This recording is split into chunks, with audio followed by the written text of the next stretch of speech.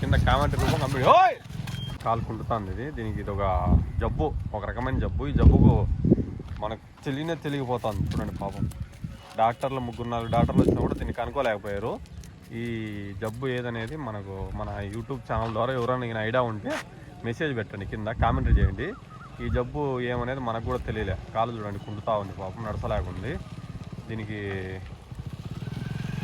జబ్బు ఏదనేది తెలియాలంటే కింద కామెంట్ రూపం కంప్లీట్. ఆవుకు పాపం కుంటుతాను చూడండి. ఆవు దామ్మ చూడు ముందుకు వస్తాను పొడిసేకి. దీనికి కాలు కొంచెం ఏదో ఎఫెక్ట్ వచ్చింది. పక్కన కుంటే వస్తుంది రై, పొడుస్తుందండి రై. హై కాలు ఎగేస్తాను పాపం. వస్తాను చూడండి పాపమును.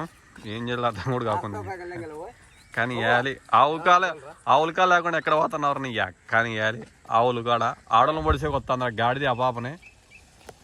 సొగిలినా కొడుకు చెక్ కూడా వస్తాను చూడండి. ఆవు డేంజరస్గా ఉంది ఆవు.